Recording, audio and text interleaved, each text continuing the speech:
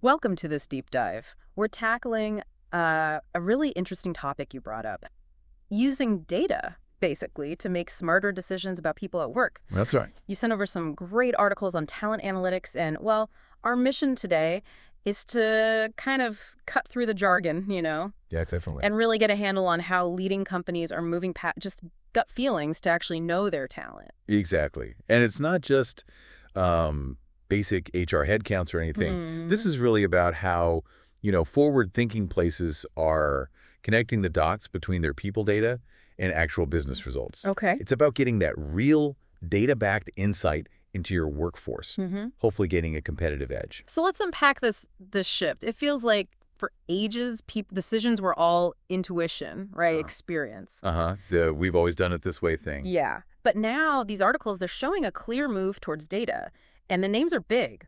Google, Best Buy, P&G, Yeah. Cisco. It's not just theory. No, not at all. And the why behind it?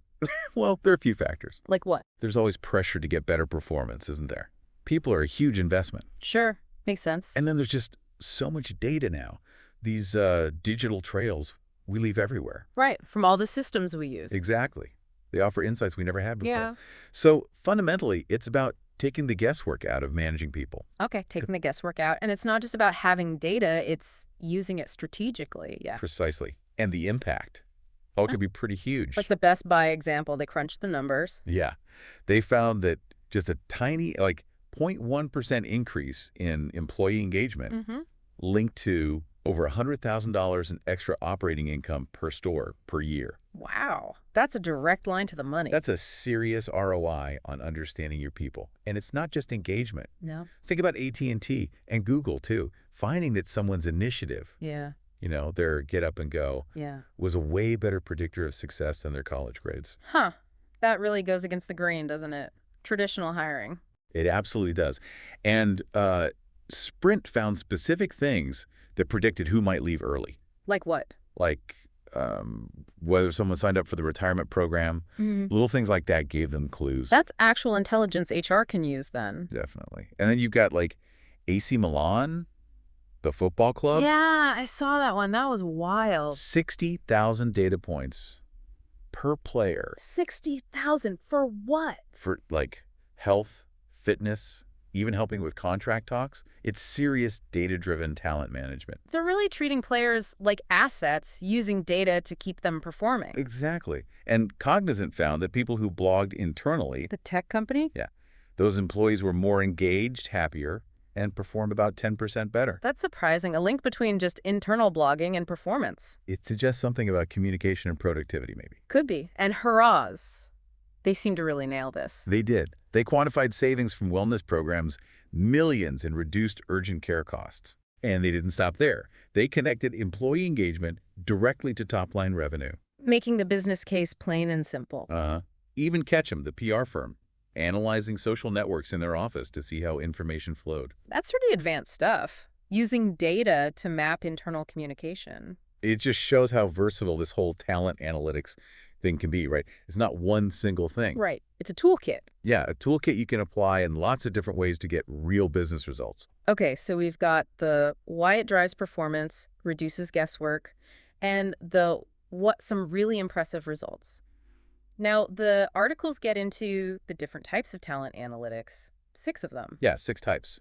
And they sort of build on each other, from basic foundations to more complex stuff. Right. So number 1 is human capital facts. What's that about?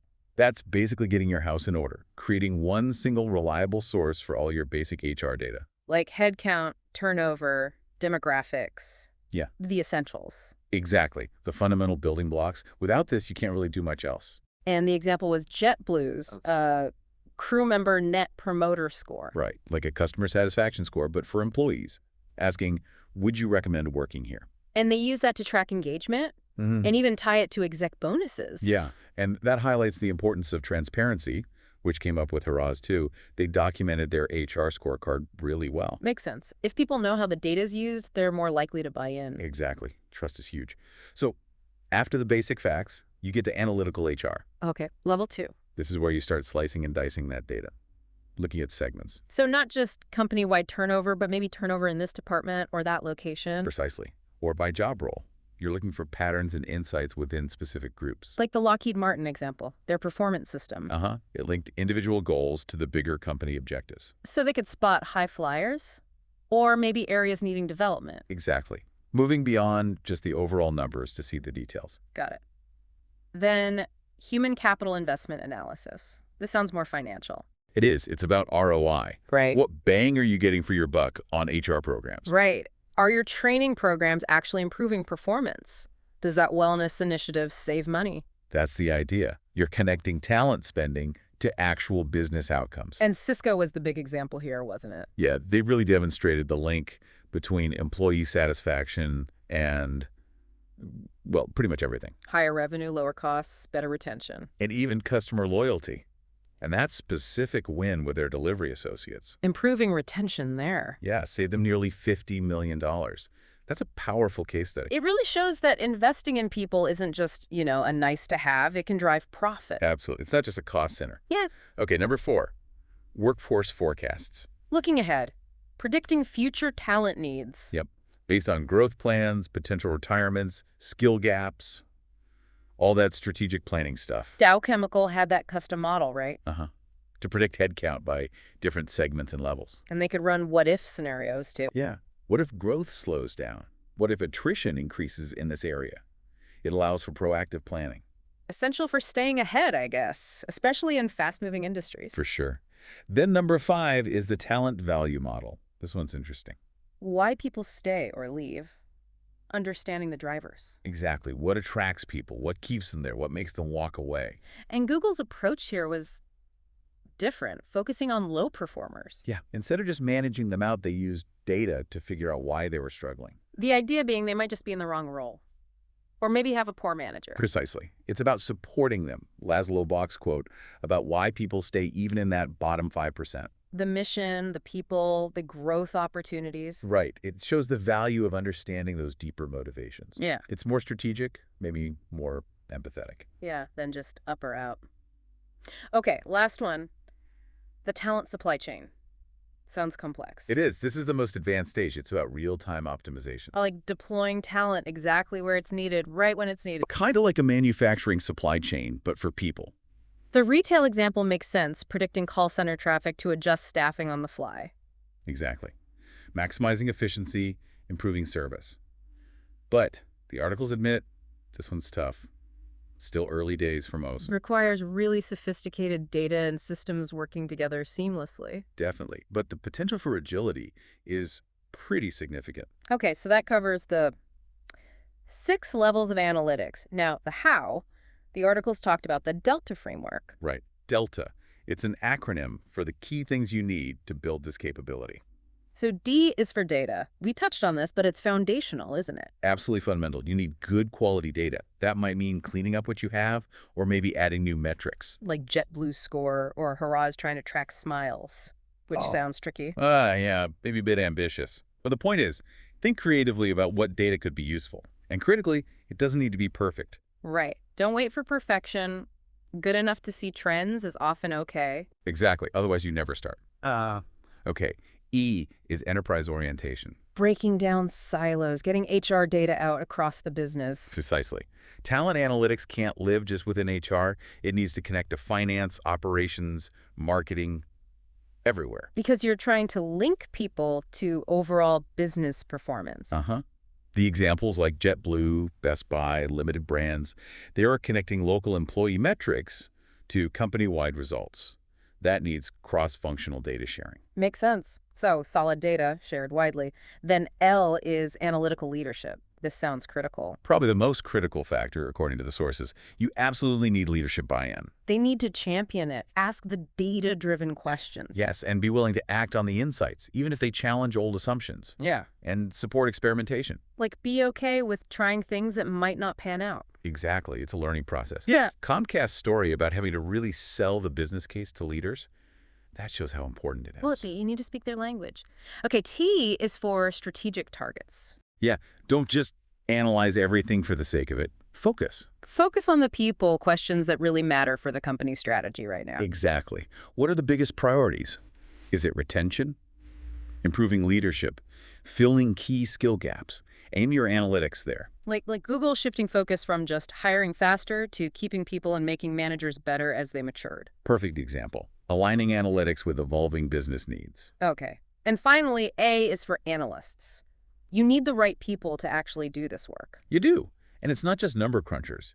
You need a mix of skills. Like Well, quantitative skills, obviously, but also understanding things like psychometrics. measuring psychological traits like personality or skills reliably. Yeah. And knowing HR systems, data management, employment law, even things like industrial organizational psychology. Understanding why people behave certain ways at work. So it's a real blend of technical and, well, people science.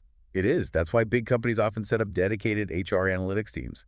They need that specialized mix. And that story about the Harrah's analysts using stats and persuasion skills. Shows it's not just about the math. You need to influence decisions too. Okay, so that's Delta, data, enterprise view, leadership, targets, and analysts. Seems like a solid framework. It provides a good roadmap, yeah. Now, just as important maybe are the mistakes to avoid. The articles listed quite a few pitfalls. Yes, knowing what not to do is crucial. A big one is forgetting the human element. Treating people like widgets, just numbers on a spreadsheet. Exactly. Losing sight of the fact that these are individuals, that can really backfire. And another was, what, clinging to old metrics? Yeah, tracking things just because you always have, even if they don't link to anything important anymore, or relying on too few metrics. Right, because people might just focus on hitting those numbers and ignore other important things. Precisely. Gaming the system. And also, that point about demanding perfect data again. Waiting too long, getting stuck in analysis paralysis. Sometimes good enough is good enough to start. Yeah. Also, over-focusing on simple stuff, like test scores.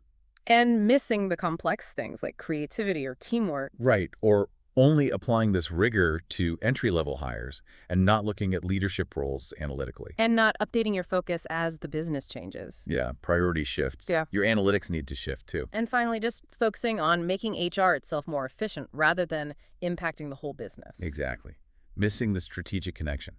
Yeah. Avoiding these traps is key to actually getting value. Those are really good warnings.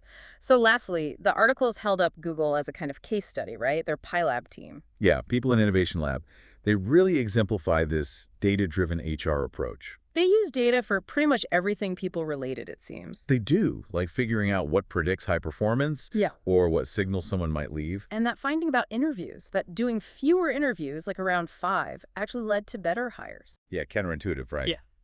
But the data showed more interviews didn't add much value and slowed things down. That's data-informed efficiency. And Project Oxygen identifying what makes a good manager at Google. Right. They didn't just guess. They analyzed surveys, performance data, interviewed people. Really dug into it. To find those specific behaviors that worked in their culture. Exactly. And Box quote, again, tying it all back to why people stay. The mission, the quality of colleagues, and chances to grow. It shows their analytics is tied right into their core understanding of their people. It seems deeply embedded, not just a side project. So wrapping this up, the big takeaway feels like talent analytics is this incredibly powerful way to get beyond just hunches about your workforce. Definitely. It's about gaining a much deeper evidence-based understanding. But it's not magic. It needs strategy, good data, the right skills. Strong leadership, and a clear focus on business outcomes, and avoiding those common mistakes we talked about. Right. Get those pieces right, and you can really unlock value. Significant, sustainable value. So a final thought for everyone listening. Think about your own work, your own organization. Where could a more data-driven approach to people decisions make the biggest difference? Yeah. What's one question you have about your workforce that data might help answer? Maybe it's about engagement, maybe retention, maybe identifying top performers. Look at the examples we discussed. How could those ideas apply to your world? What data might you already have, even if it's imperfect, that could give you a starting insight? It's about starting to ask those questions, isn't it? And seeing where the data leads you.